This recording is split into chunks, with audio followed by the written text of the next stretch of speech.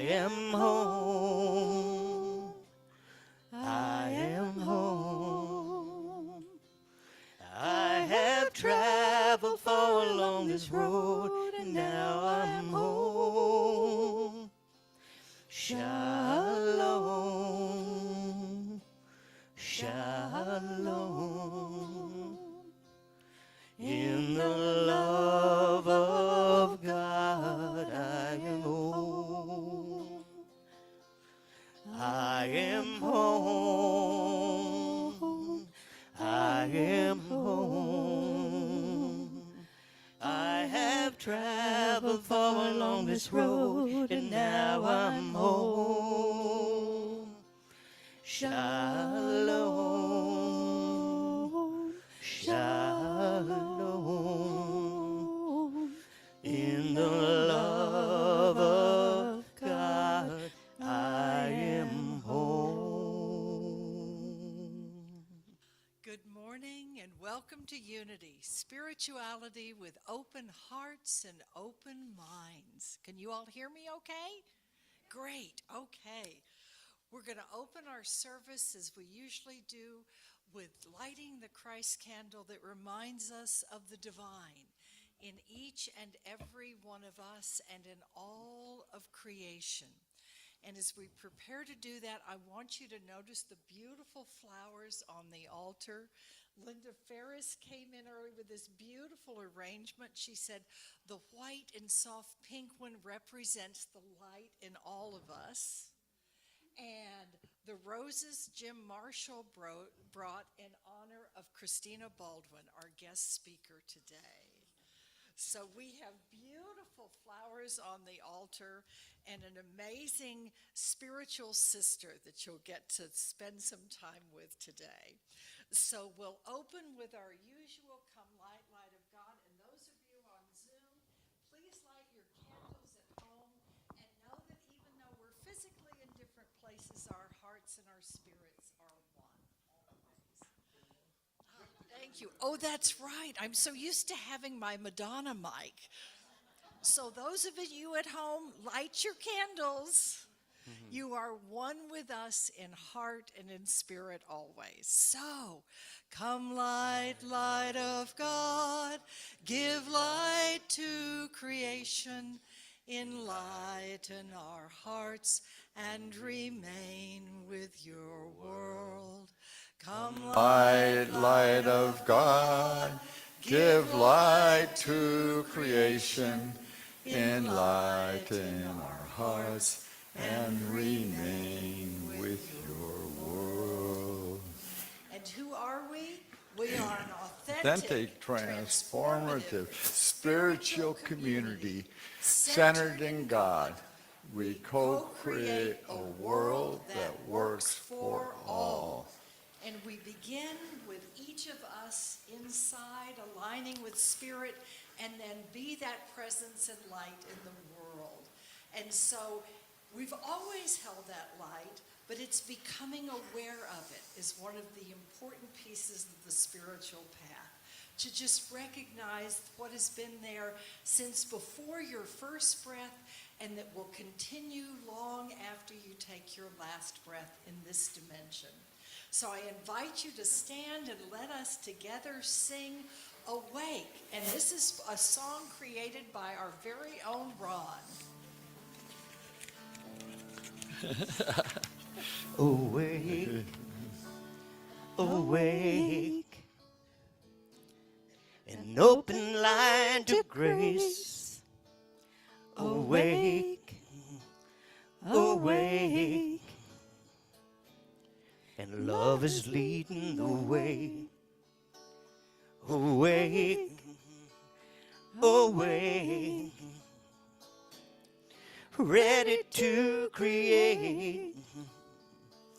I am awake.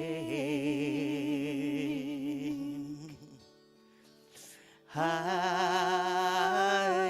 am awake. Let's do that same one again. Awake, awake,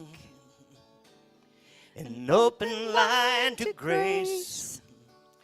Awake, awake, and love is leading the way. Awake, awake, ready to create. I am awake. I am awake.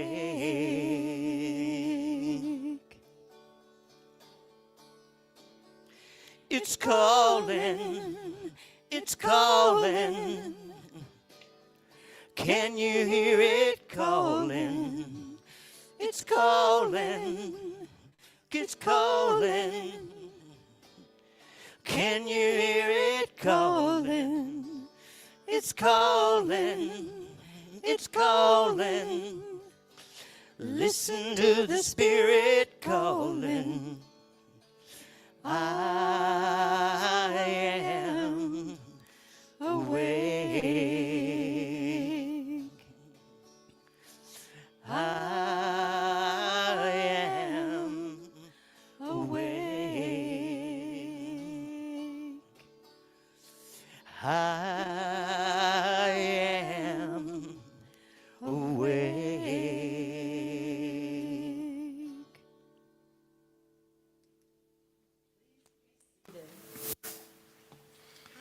And before David comes up, I wanted to take just a moment and welcome Christina Baldwin to Unity Port Townsend. We are so thrilled she is here.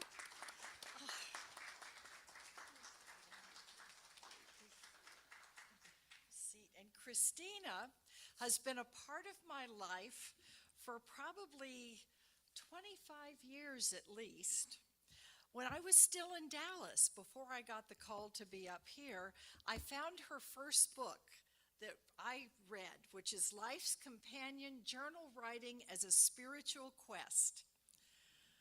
This inspired me to finally journal more regularly, and this I've incorporated in all of my pilgrimages that I've led, spiritual pilgrimages to Great Britain and to France and to Italy, with the Magdalene and with the Holy Grail Quest.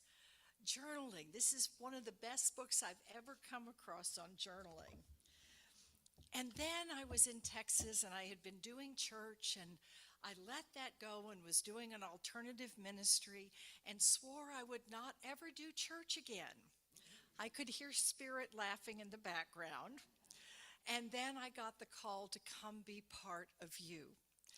And as part of that process, I discovered Calling the Circle, the first and future culture by Christina Baldwin. And so when I came and interviewed, and then as I began to co-create this spiritual community with all of you, I used this. I came and I said, I'm not going to come and be a classic hierarchical minister. I'm going to call us to be in circle together. And that's our philosophy here. It's incorporated to what we do with the board. We open each board meeting with a calling of the circle, and it's part of our board manual and board training that we all sit around circle together. So this book, when I drove up, was in the top of my book box because I wanted to be sure I integrated it well. I came in 2003. And then I was at Phoenix Rising in this little book that you all now know well, The Seven Whispers by guess who? I found a copy of that, and I came in 2003, and in 2004 we did a series together around this book.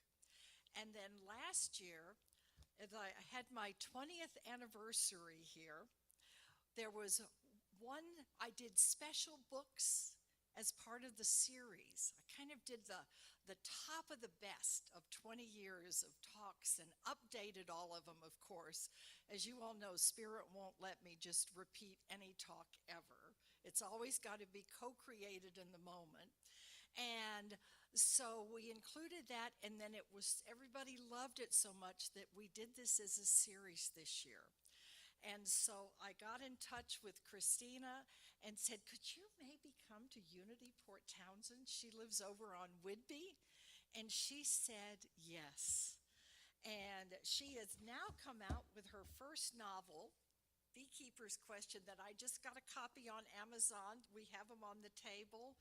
And so this woman I consider a deep soul sister and someone who has mentored me along the way to becoming the minister that serves you now. So I thank you, Christina. And I thank all of you for being part of that spiritual growth that has me here and feeling so blessed to be your minister. And I want to use two brief quotes before I turn this over to David. The final talk on the series, I included toward the end these two quotes.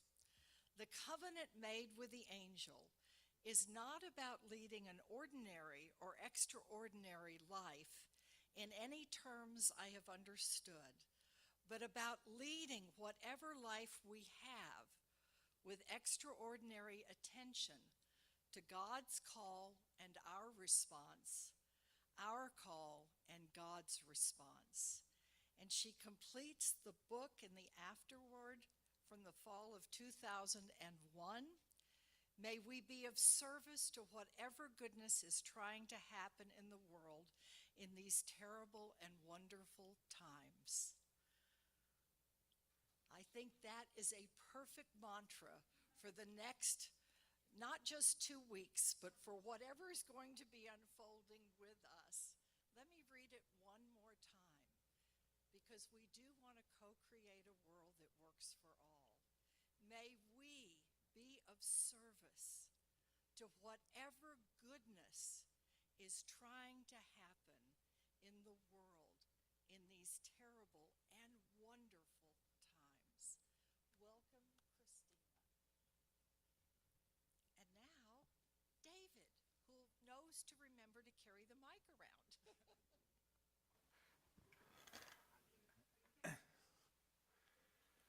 Well, good morning, everybody. Let's see. Pam's got me all messed up over here. Here we go. Just for a short period of time. So this is the first time in about 5 weeks since I've been standing on this stage, and it's frightening, quite frankly. I do have a couple of things I wanted to say. So Teresa and I were off to the Maritime Provinces, Nova Scotia, New Brunswick, Prince Edward Island. Fantastic place. And it fits into what we're going to probably talk about a little bit later.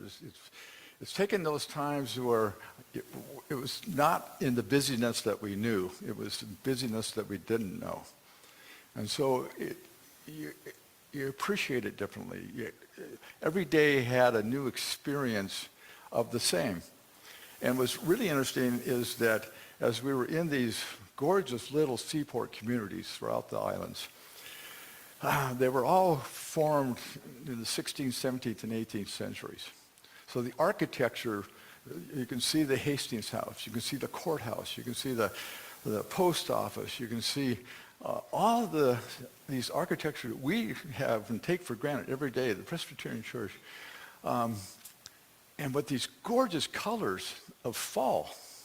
And then we looked out our window, and here is this town, St. Andrews, for instance, on the sea, with this gorgeous building that was what do they call that thing? It was like a schoolhouse, but it was different than a schoolhouse. Anyway, this gorgeous Victorian thing with these wonderful colors, and we were looking at these two things and going, wow, you know, we didn't have to go 3,000 miles to see all this. It was a wonderful trip. But I want to share a couple of things with you.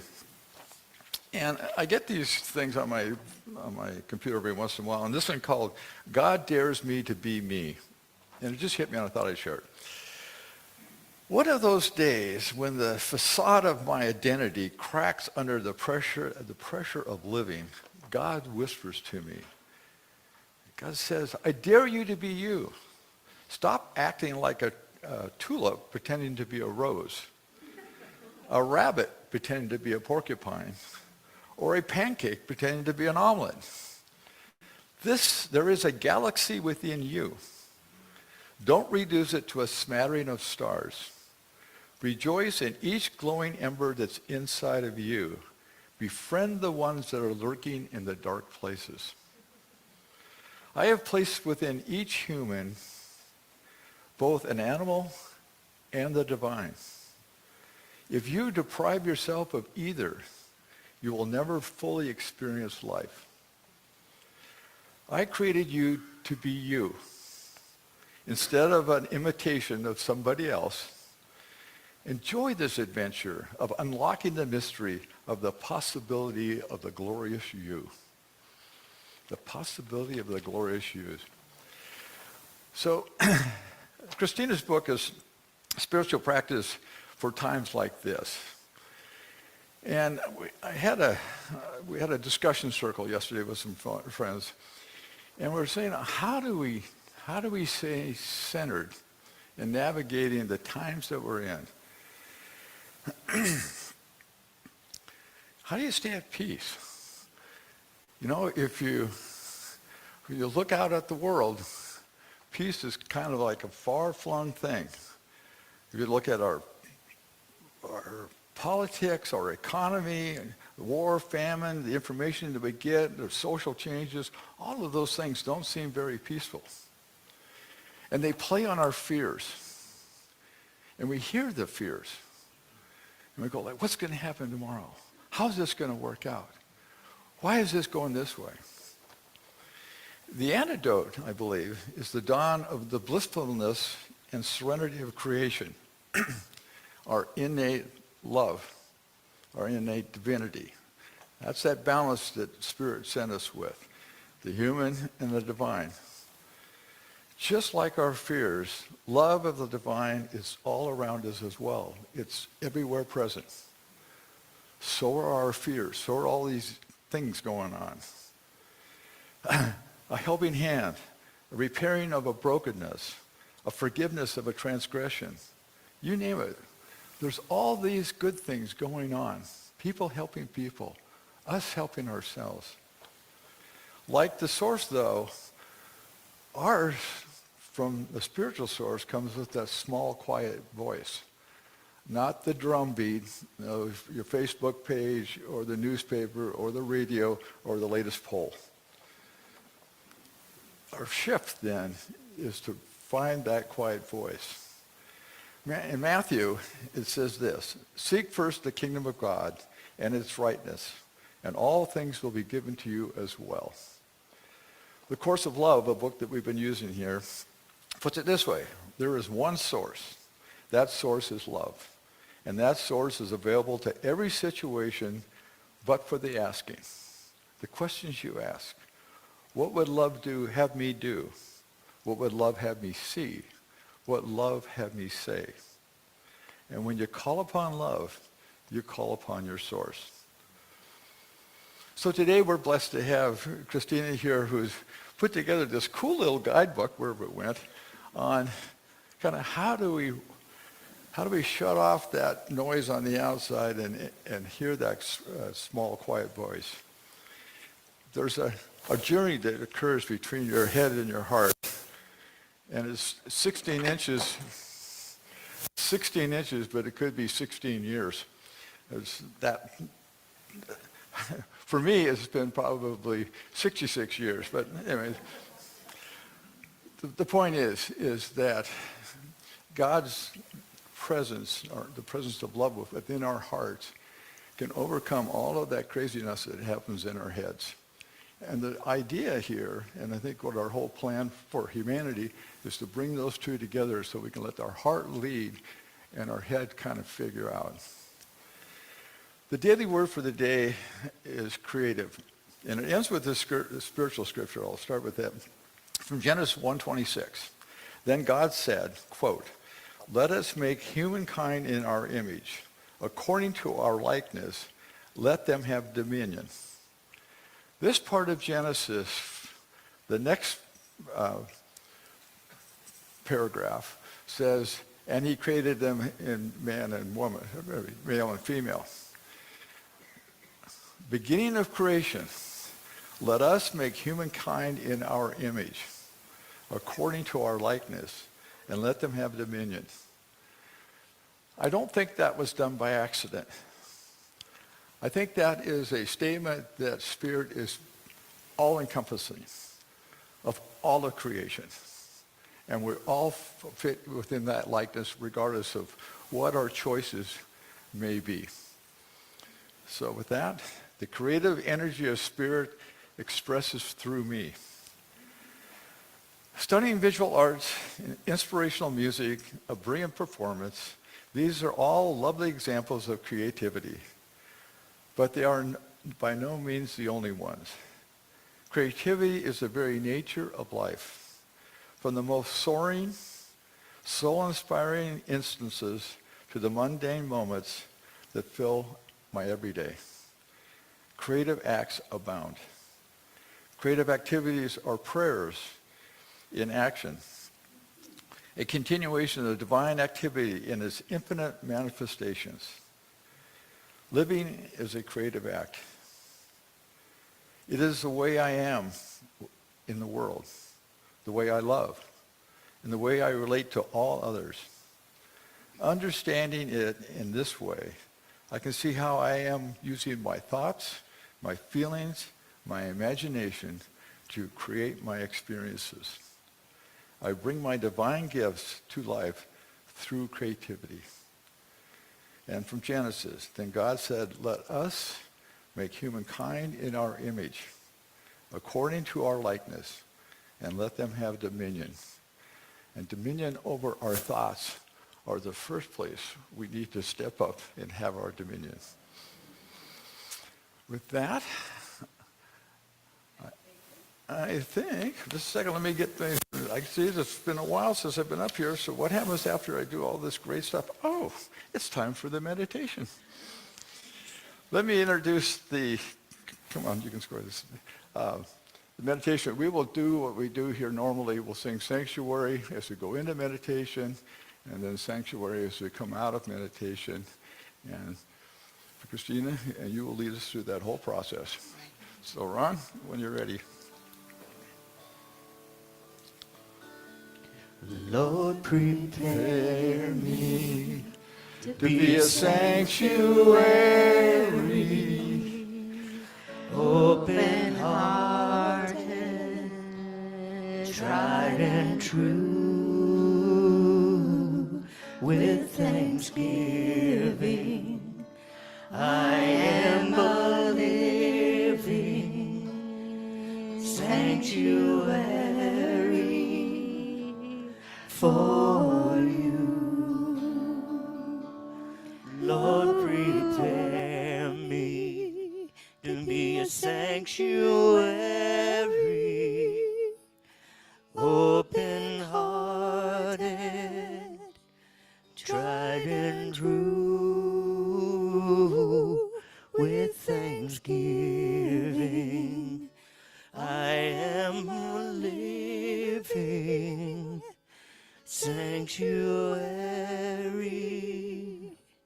for you.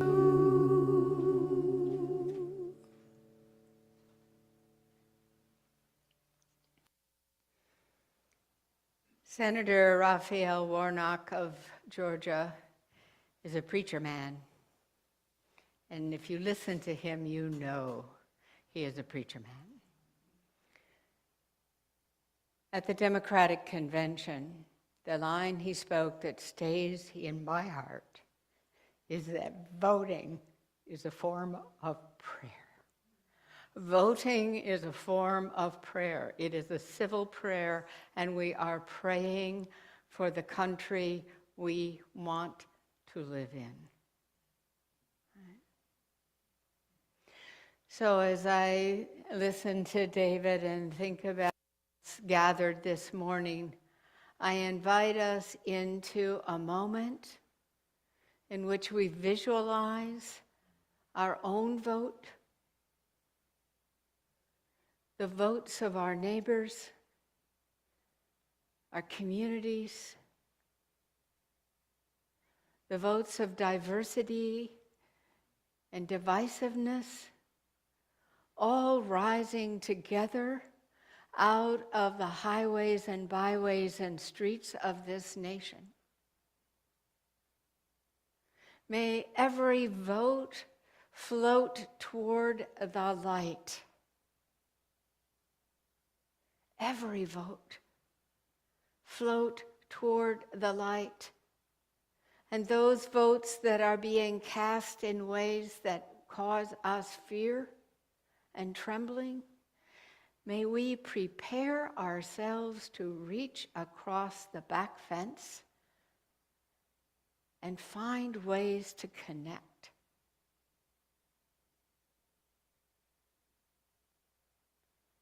So just imagine in silence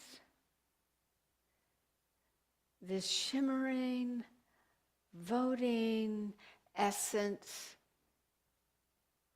people walking into the booth, standing in line, some of them at great risk, some of them losing a day's wages that they need.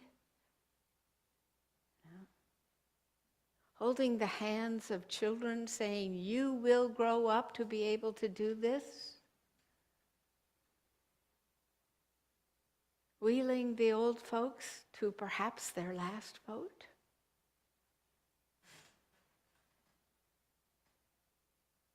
Turn off the pundits and the pollsters and the opinion pages and hold this country in prayer. Voting is a form of prayer. We are voting for the country we want to live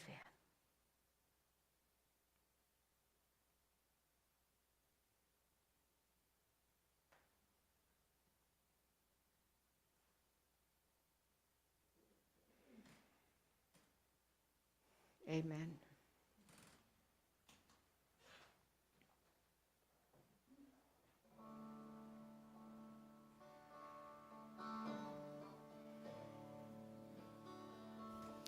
Lord, prepare me to be a sanctuary, open-hearted, tried and true, with thanksgiving. I am a living sanctuary for you. Lord, prepare me to be a sanctuary, open-hearted, tried and true, with thanksgiving. I am a living sanctuary for you.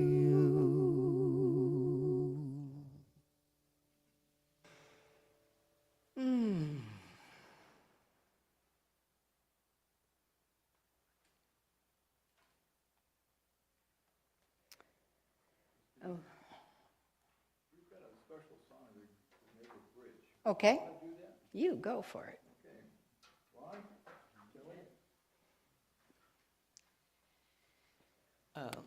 We've done this song before, and I've kind of gone through what it's about, but we'll do that again. It's called Nishkama. It comes from a spiritual practice called Nishkama Karma, which is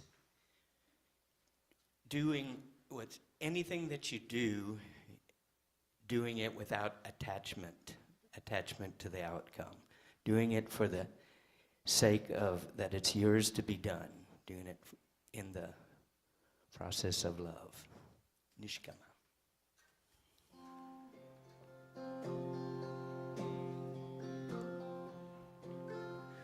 The scorpion stings,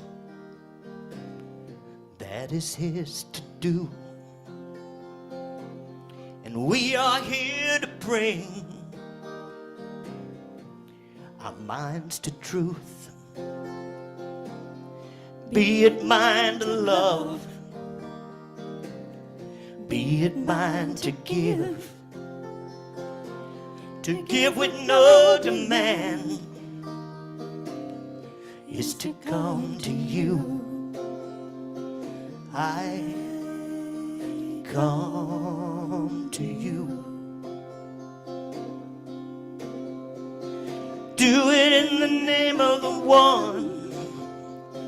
Oh, Nishkama. Do it 'cause it's yours to be done. Oh, Nishkama. Do it from the heart, yes, do it from the heart. Do it from a loving heart. Do it from the heart, yeah, do it from the heart. Do it from a loving heart. There's pleasure in this world. Watch it come and go. And then there are those things that never cease to flow. Express yourself in truth where lack cannot be found. Shake the shackles loose. In love there are no bounds. I come to you. Do it in the name of the one. Oh, Nishkama. Do it 'cause it's yours to be done. Oh, Nishkama. Do it in the service of love. Oh, Nishkama. To serve, to do, to radiate the higher you. To serve, to do, to radiate the higher you. To serve, to do, to radiate the higher you. To serve, to do, for the higher good. Do it in the name of the one. Oh, Nishkama. Do it 'cause it's yours to be done. Oh, Nishkama. Do it in the service of love. Oh, Nishkama. Do it in the service of love. Oh, Nishkama. Do it 'cause it's yours to be done.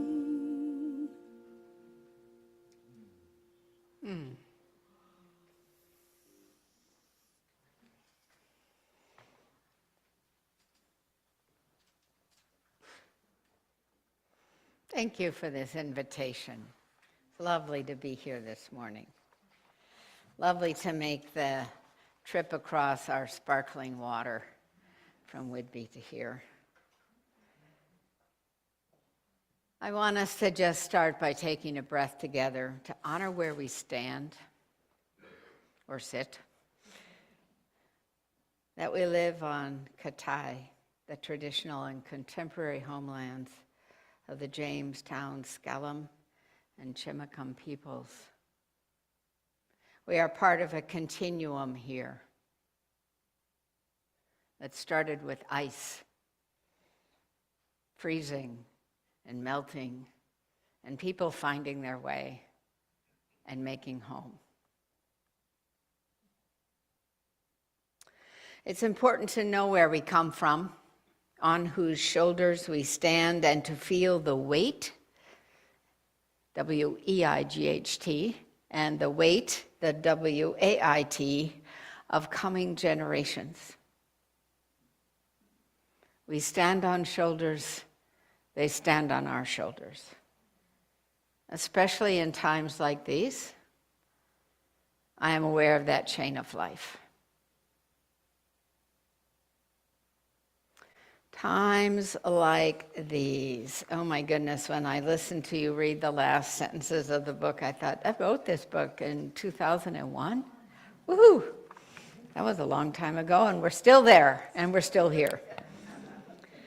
I call this spiritual practice for times like these, because we're sitting here this morning in relative comfort, health, safety, beauty, community, and we don't know what's about to happen.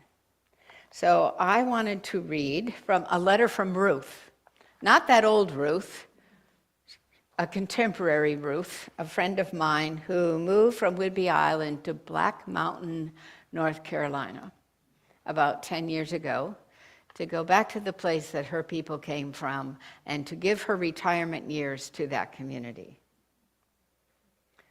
Half of that community blew down the mountain and into the river, right? So this is the first letter we have received from her. The experience I have had in this town, Black Mountain, North Carolina, with these people of extraordinary loving energy has been both an horrific experience and transformational soul work. We know the grief and horror of extreme loss, and also the loving bond of rediscovering our kinship and connection. It's like being in one very long retreat with you, Christina.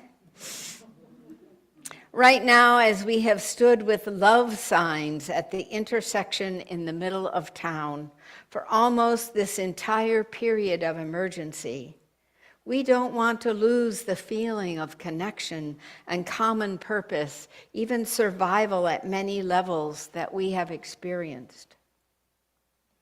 This community is extraordinarily connected by town officials who actually use the word love and weep along with us. I am in the process of writing a statement of learning and experiencing real love in action to send around the world in this time when so much interferes with that knowledge. I hope when that statement is refined and arrives in your email, you will pass it on to your lists. I am called to use my voice for remembering and reminding us that we are one family. As I sit in the middle of the night with no internet yet again and water not safe for anything but flushing, and the prospects now, ironically, after no days of rain since the deluge, we have produced a fire hazard. I realize that we are ground zero for dealing with disaster and escalating climate change. We are among the first to experience these enormous events that will affect us all.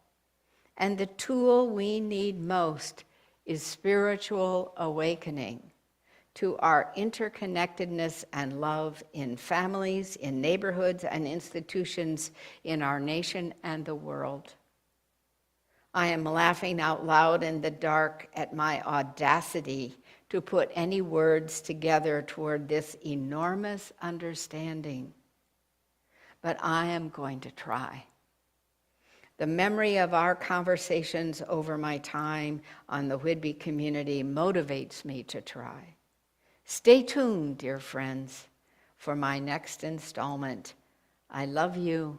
I cherish us across the miles. You live in my soul. Ruth. Each and every one of us is depositing gems into the lives of those who pass through our intersections. Each and every one of us is preparing to be the one who can stand in the middle of town and proclaim that love will get us through while passing out bottled water and sandwiches. So the 7 whispers are spiritual practice for times like these.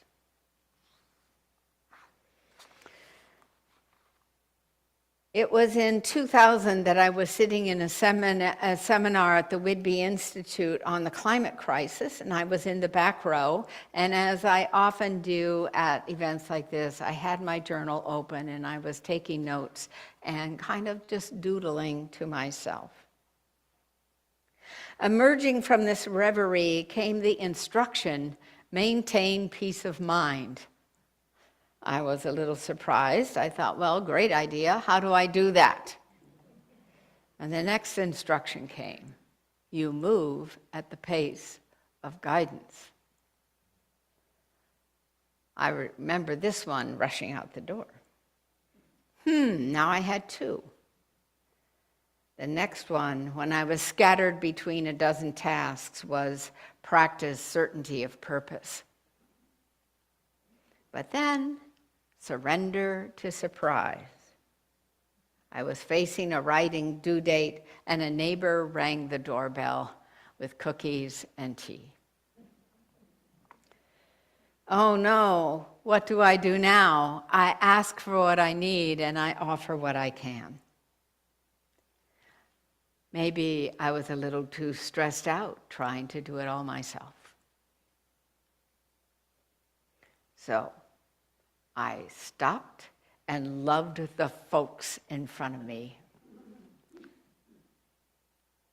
And then I took my rest and returned to the world, the real world, the world of sunrise and sunset and Puget Sound and mountains.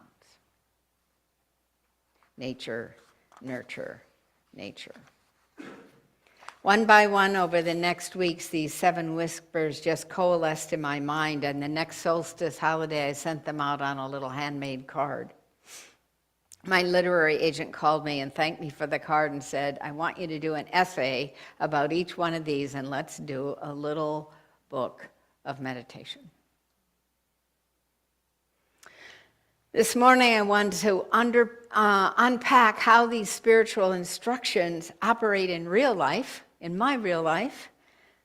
And this afternoon, whoever attends the workshop will explore what your spiritual instructions might be and how to apply them into your life. All crises are spiritual crises. And one of the great burdens we carry today in our society is that the spirituality of the crises we're in is very seldom expressed. Right? We are right now in politics and social unrest and climate change and natural and man-made disasters and technology overload.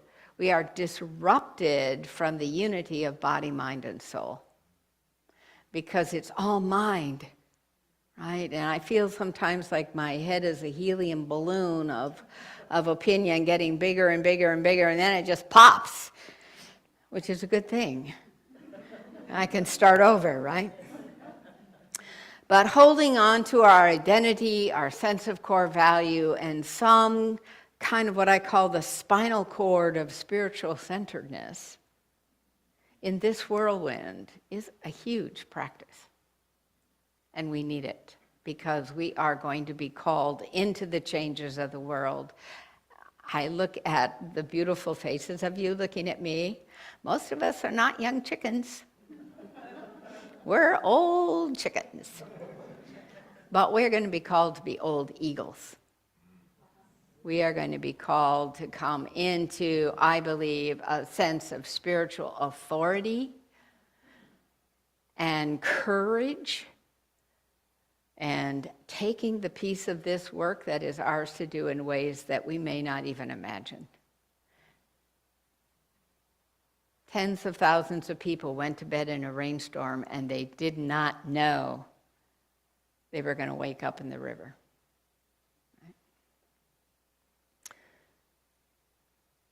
This kind of spiritual practice I think of as evolutionary. That in the great overarching purpose of being a human being, there is some kind of pull toward our consistent, persistent, getting more and more aligned with Creator and creation. That is a certain vibe. What we're living through is revolutionary. It happens fast and it's overwhelming and it can be reckless to spiritual growth. So we need practices that just keep calling us to core self. Right? I was very tempted to reread the Seven Whispers. Several people have already quoted things to me that I went, oh, that's in there. Oh, oh, good. And I thought about it, and then I decided not to, because I wanted to bring some other voices other than mine into the discussion of what these seven whispers are. I see them as my particular gift to a huge collection of spiritual instruction. You know? The Golden Rule is probably the oldest one. No? It goes back 3,000 or 4,000 years in various traditions. Do unto others as you would have them do unto you. If you only remember one, you can forget my seven, just remember that one. But I want to just give a few words about how I see each of these, and then I thought I would go into one of my favorite books of poetry called Poetry of Presence. This is the second edition done by Phyllis Cole Dye and Ruby Wilson. And just read you some of the voices of poets and what they have to say. First one, maintain peace of mind. This is a double one because it has to start on the inside. It has to start with us, calming ourselves down. I went out on the web to see what, if I just Googled maintain peace of mind, what would happen. Oh my goodness. 37 ways to calm yourself down immediately. Take these 14 different kinds of breath. And I'm going, somehow I don't think that's a solution. It's just part of the problem, right? So I do take a breath. I do just take a centering breath. And I have entrained myself now enough when I leave the kitchen door on my way to the car, when I put my hand on that handle, it sticks there a minute while I just go, right? And then I'm ready to maintain world peace. And to me, world peace is what's happening right here, right? Within a 6-foot, 3-meter radius of our own bodies, we are in charge of peace.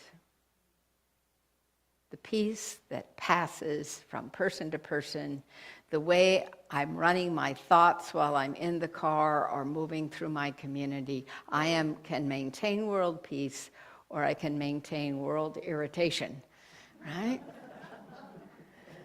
So among people who listen to me say this over and over again, because it is one of the things that I say to you so that I remember, which is to take care of this. If we all took care of this, the world would be a different place, right?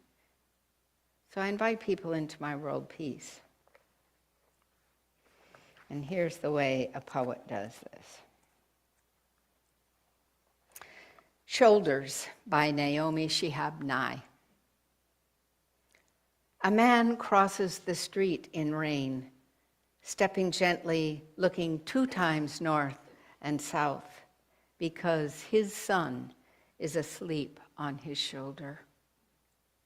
No car must splash him, no car drive too near to his shadow. This man carries the world's most sensitive cargo, but he's not marked. Nowhere does his jacket say, fragile, handle with care. His ear fills up with breathing. He hears the hum of a boy's dream deep inside him. We are not going to be able to live in this world if we're not willing to do what he's doing with one other. The road will only be wide and the rain will never stop. He is stepping gently, looking 2 times north and south, because his son is asleep on his shoulder.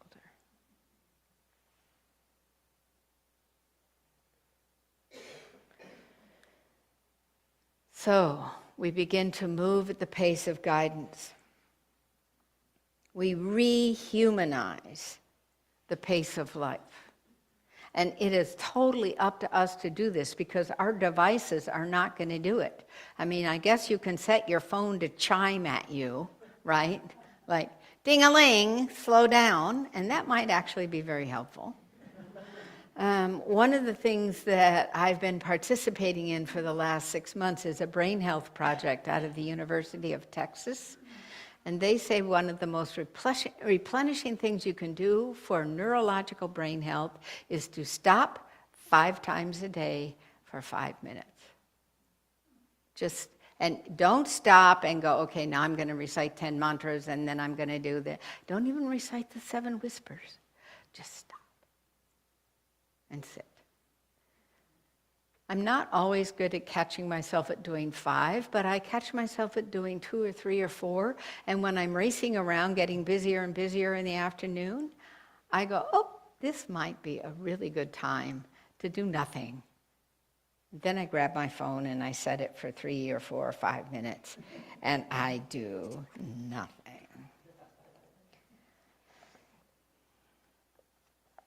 So this is a poem called Basking by Martha Postlethwaite.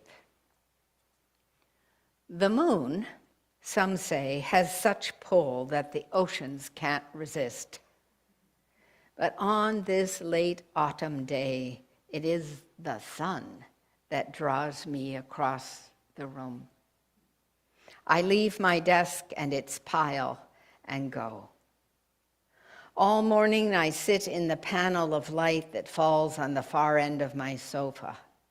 My sole purpose is to absorb light and warmth as it runs over my head and down my neck like warm almond oil, leaving no stain. My sole purpose is to absorb light and warmth as it runs over my head and down my neck like warm almond oil, leaving no stain. Move at the pace of guidance. When I don't know what to do next, I think to myself, that's because guidance and I haven't had the conversation yet. Practice certainty of purpose. This is a question I'm asking my grandson these days. He's a sophomore in college, and he's kind of wrestling with, I'm so glad to be in college, but, how do I use these years to lift off? And I keep asking him, what do you want so much that you will work for it? That's your job right now, is to identify what it is you want so much that you will let it fire you up.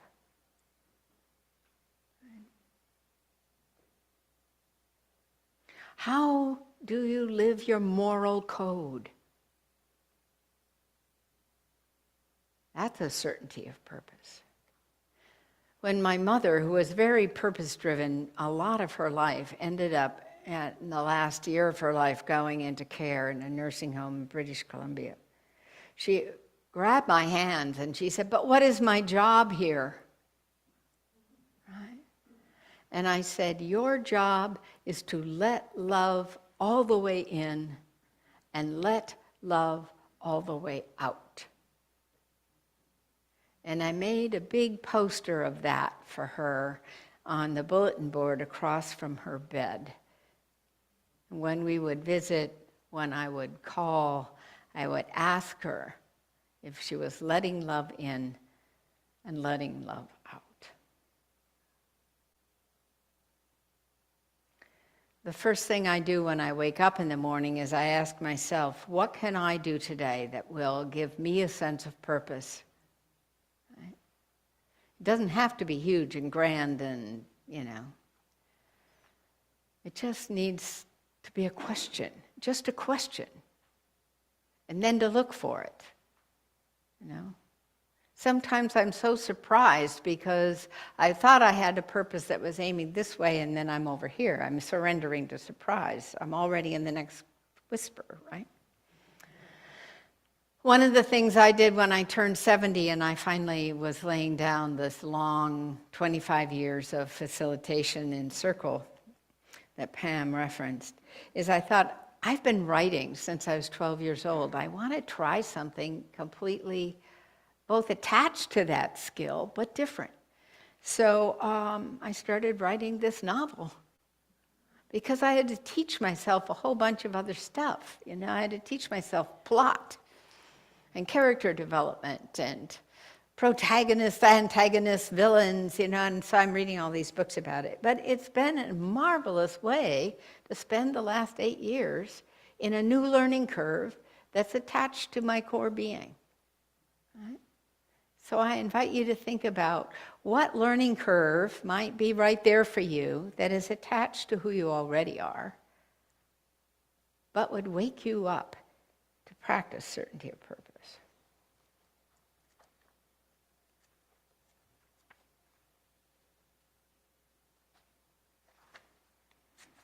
There it is. This is a charming, lighthearted practice of purpose. I love this poem by Leo Dangle. It's called Passing the Orange. On Halloween night, the new teacher gave a party for the parents. She lined up the women on one side of the schoolroom and the men on the other, and they had a race, passing an orange under their chins along the line. The women giggled like girls and dropped their orange before it got halfway, but it was the men's line that we watched. Who would have thought that anyone could get them to do such a thing? Farmers in flannel shirts and blue overalls and striped overalls, stout men embracing one another, our fathers passing the orange, passing the embrace, the kiss of peace, complaining about each other's whiskers, becoming a team and winning. Right? I'm going to read this again, and I want you to imagine the Congress of the United States. On Halloween night, the new teacher gave a party for the parents.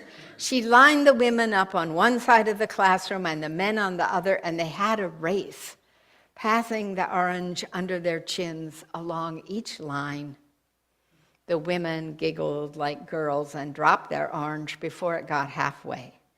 But it was the men's line that we watched. Who would have thought that anyone could get them to do such a thing? Farmers in flannel shirts. Senators in blue suits. Congressmen in unbuttoned shirts. Stout men embracing one another. Our elected officials passing the orange, passing the embrace, the kiss of peace and goodness for all. Complaining about each other's political views, but becoming a team and winning the race.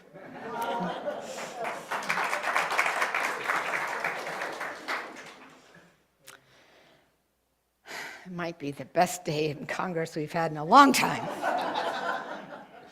So we surrender to surprise, right? We practice certainty of purpose and we surrender to surprise. I think even in the book I wrote about being down with the whales.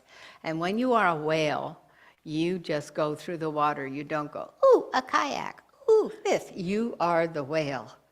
You go and you cut through the bay. And other things get out of your way. You don't have to be aggressive. You just move forward, right? Surrender to surprise is when you're a kayak and you see a whale coming at you, right?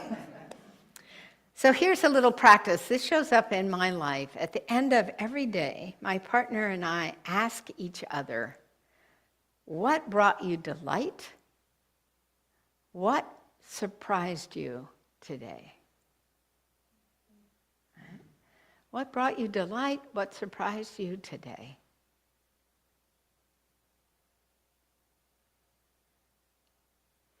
Whatever's coming next, we will get through it if we can find moments and ways of being in delight with the world around us and the people around us. My friend Ruth, I can imagine her delight standing there waving signs that say, love, remember love, remember love. We're all stressed, remember love.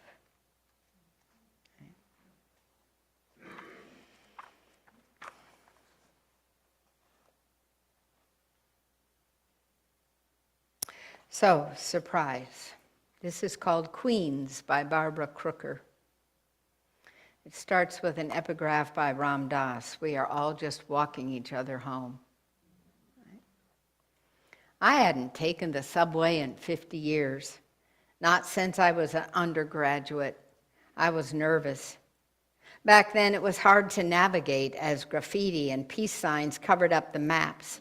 But a friend from Queens wanted to meet for lunch. So I took a deep breath and set out, clutching the email she had sent with instructions. Of course, now the maps are electronic, not readily broken, and easy to read, but her station was confusing. A maze of underground passages, and she'd warned me I'd have to walk some distance if I went up the wrong stairs. So I stood there, trying to align her text to match her words to the nearby stores. An elderly East Asian woman asked, "You lost?" She snatched the papers from my hands. "Okay, follow me."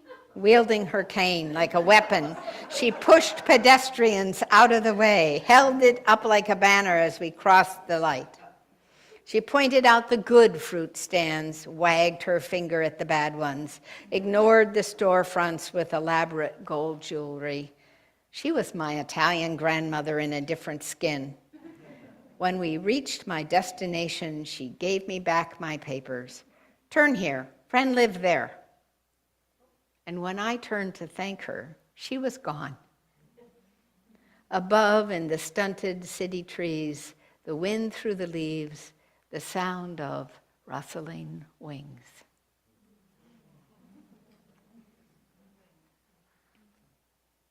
Ask for what you need and offer what you can. I love that this has already been brought into the day. What is yours to do? What is yours to do? None of us is responsible solely for the weight of the world.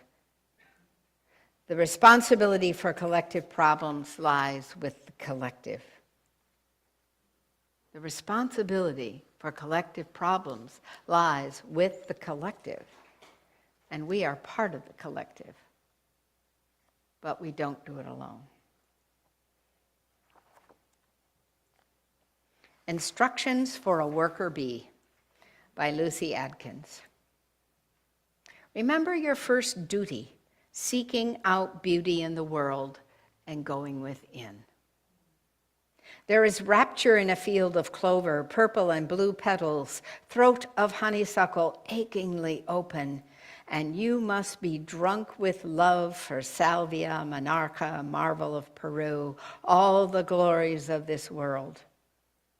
It's not just about pollen or nectar, the honey that eventually comes, but the tingle of leg hair against petal, against pistil and stamen, the vault of each flower opening.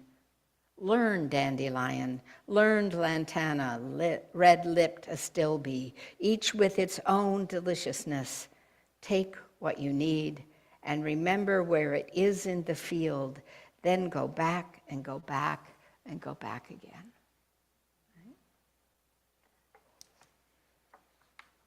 poetry. I wish I could write poetry when I grow up. Maybe in my 80s, right? I'll start that.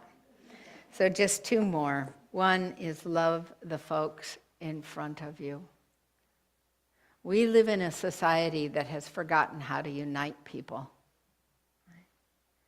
We speak of unity, and people get afraid because they think they're going to lose their mind to our mind, or we're going to lose our mind to their mind, right? But loving the folks in front of us means getting to simply know each other, to be a walking conversation starter.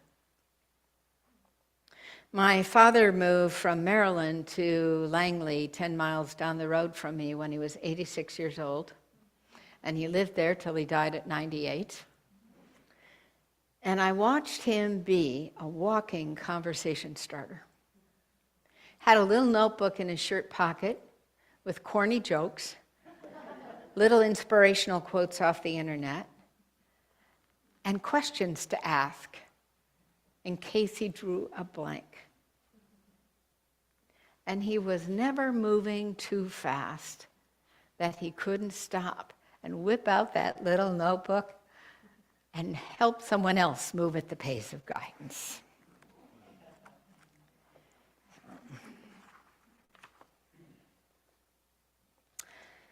Love the folks in front of you. This is called Adolescent by Teddy Macker. In the Cali Real Center parking lot, Western Dental, Allstate, KFC, a girl of 15 sits on the curb eating a turkey sandwich, engrossed by a video on her phone.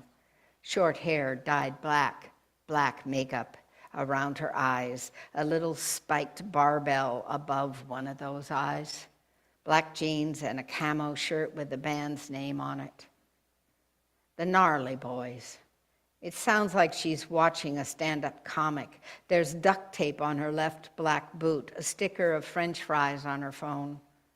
Now she's texting, her face running through expressions like a child in a dream. Now back to her video with sound on loud, no headphones. I'm close to telling her the volume's impolite and turn it down, when she efforts herself up and walks off. A limp collapsing every other stride. The limp she's walked each day for years now with tormented, long, habituated dignity. I watch her lurch down Cali Real, past an armored truck, then a laundromat, then a noodle joint, Weight Watchers, Verizon Wireless. Once and for all, may I put down this knife in my heart. Once and for all.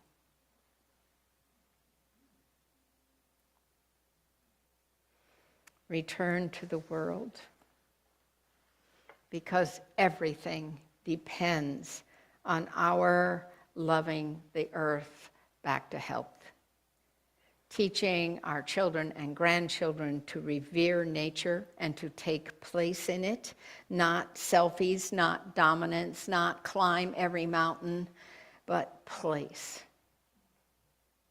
And for all of us to be willing to shift some of our daily habits to improve the web of life. The earth doesn't need our despair, it needs our love. Redwood Dharma, Laura Grace Weldon. Redwood trees have lived on Earth for over 240 million years. Homo sapiens, about 200,000. Despite massive size, old-growth redwood root systems are shallow. Trees that reach 350 feet tall don't topple in the strongest winds because each one's roots interlace with its neighbor's roots, creating a vast network of support, unseen on the surface. They can hold on for 1,000 2,000 years, maybe more, all the while showing us how to grow up. Spiritual practice for times like these. Thank you.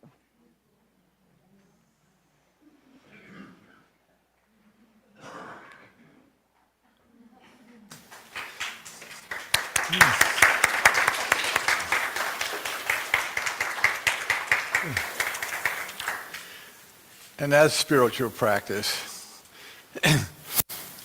for myself, I read lots of things. I pick up lots of, practices that I can do.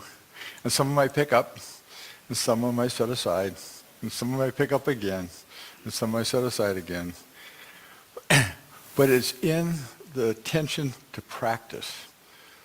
Whether it's the 7 whispers, the medicine wheel, who knows what it might be. But the intention to practice, to make it better, to express who we are.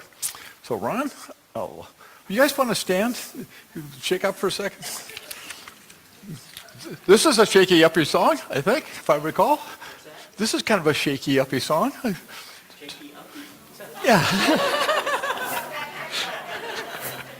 Well, it wasn't really an up.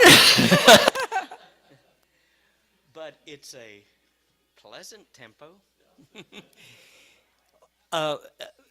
Many of you may be familiar with this mantra, Om Mani Padme Hum. It's a Tibetan Buddhist mantra of compassion. The way I'm going to do it is it's doing the line 4 times in this pattern. So I'll do it 1 time through, and then everybody else, including Kelly, just come in when you feel it's right. But I'll do 1 time through so you kind of get an idea.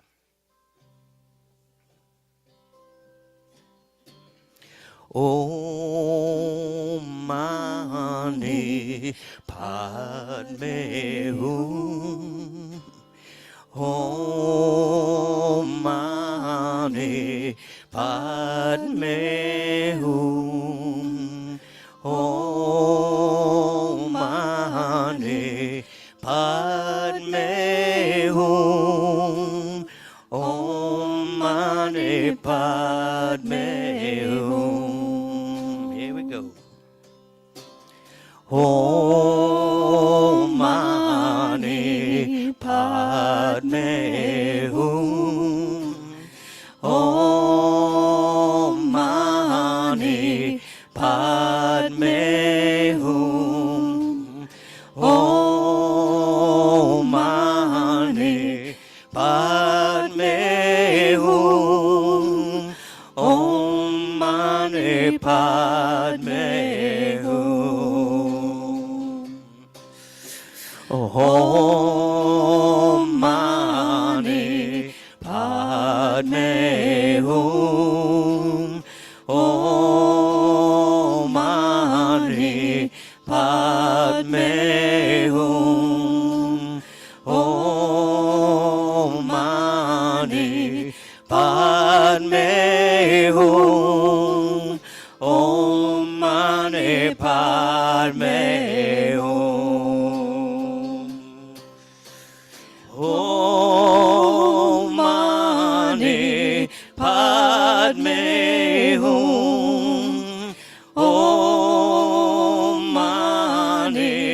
Padme Hum. Om Mani Padme Hum. Om Mani Padme Hum. Om Mani Padme Hum. Om Mani Padme Hum. Om Mani Padme Hum. Om Mani Padme Hum. One more time. Om Mani Padme Hum. Om mani padme hum. Om mani padme hum. Om mani padme hum.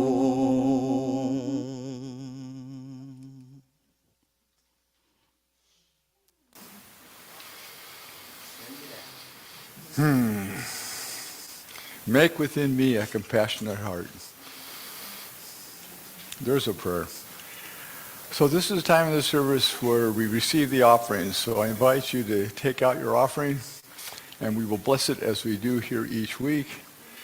Be it something you're holding in your hands or something you're holding in your heart. It's not only our tithes, but it's our time and our talents that make this whole thing work. So, and this blessing is also a statement about you and about our role and what it means to be part of this whole spiritual cycle. And it goes like this. Divine love, as me, blesses and multiplies all that I am, all that I have, all that I give, and all that I receive. And I am grateful. Ushers in the song.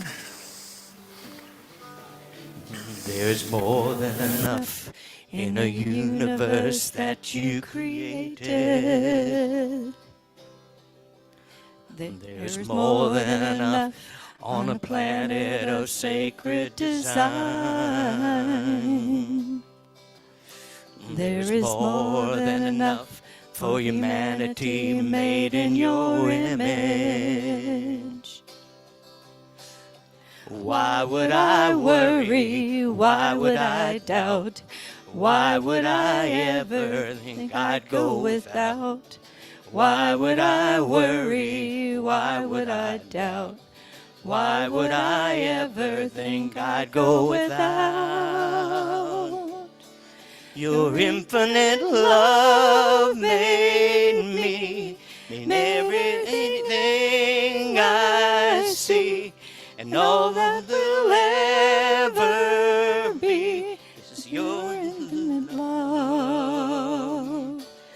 Let my soul know the truth whenever I choose to do. Your infinite love will prove more than enough.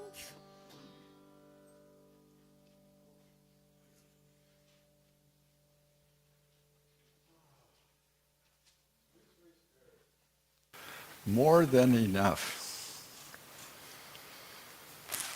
From Matthew again, seek first the kingdom and its rightness, and all else will be given unto you. There is more than enough. There's more than enough peace to go around. There's more than enough goodness to go around. There's more than enough compassion to go around. We just need to release it from within ourselves. Each one of us. And you know, it just starts with one of us. And then somebody else catches on and says, wow, that's really cool. And then somebody else does it. And somebody else. Just lighting a candle, one at a time. So we receive these gifts with that intention, that we light our candles, shine our light, know our peace and compassion, and share that with another. And allow them to feel it, and feel that love and that compassion, and turn around and light their candle. And on it goes. That's what Jesus was talking about. He said, you know, the kingdom of God is right here. We just don't see it. Maybe we don't believe it. But I tell you, brothers and sisters, what Jesus would say, it's right here, right now. And all we have to do is just step forward into it. So we take these gifts and we send them forward through this community, the bigger community, and across the planet, that we can find that space to create heaven on earth. The kingdom given to each one of us. And let us do that in our lifetime. So it is. Amen. Okay, we just about got this thing wrapped up. So we have an invitation to meet with Christine at 1 o'clock. But prior to that, we have an invitation to munch with her in the fellowship, because we got all sorts of goodies so the people don't have to go home if they want to come to the workshop following service. So it's 1 o'clock. So just be aware of that, I guess. A couple of things. We have a prayer class coming up on November 7th. So, and I've been asked by a number of people, Pam and I teach this class, and it's about affirmative prayer, the 5-step affirmative prayer that Unity and I think New Thought teaches. It's what Jesus taught, or what he practiced, I guess is probably the better way to put it. So if you want to heighten your prayer life, or understand what this 5-step process is, take advantage of this class. It's well worth your time. You don't have to become a prayer chaplain. You'll be invited at the end of it if that's a form of service you wish to do. And you can talk to any of the chaplains that are around how sacred that service is. But it's not a responsibility. It's not part of the class per se. So I invite you to sign up. We need at least 5 people to sign up. There's a sign-up sheet on the round table back there. Take advantage of it. We do this about once a year. And it will, I promise, money back guarantee. It will change your prayer life. Okay, so that's coming up. Then it's coming up November 7th, and we do need the sign-ups going on. But prior to that, on a very auspicious day, is our Diwali dinner. And I think we're getting really close. We have 35 tickets for dinner that we serve back in the hearth room. Mukesh, our chef, and helpers will prepare the meal, and then we'll have a Diwali, which is bringing on the light. So we're starting into the holy season of bringing the light through, as well, in the Christian sense of things, we're working towards Christmas, but it's working towards the dawn of light in just about every tradition. So anyway, that's it. 5 o'clock is dinner. 7 o'clock, we're going to have the Diwali service. And there's a fee that's $25. Sign up, because there's going to be a wait list, no doubt. And so that's exciting to have that. And it happens to be the very auspicious day, because Teresa and I will have been married for 55 years.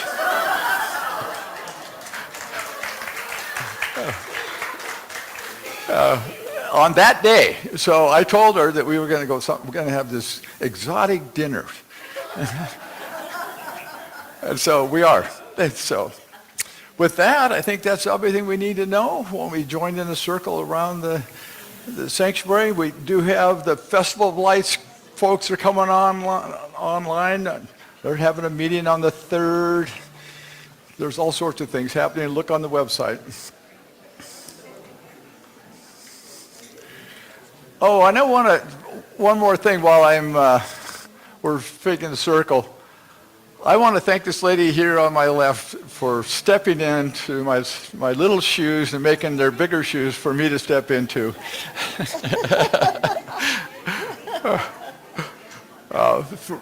Thank you so very much.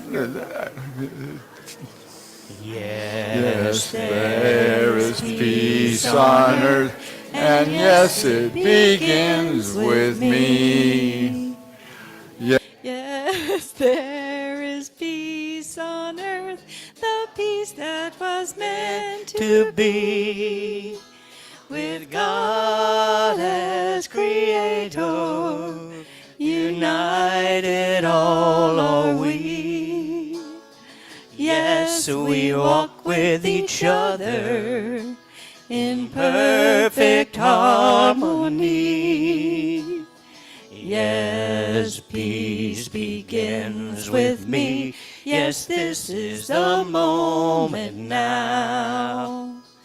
With every breath I take, yes, this is my joyous vow, to take each moment and live each moment in peace eternally. Yes, there is peace on earth, and yes, it begins with me.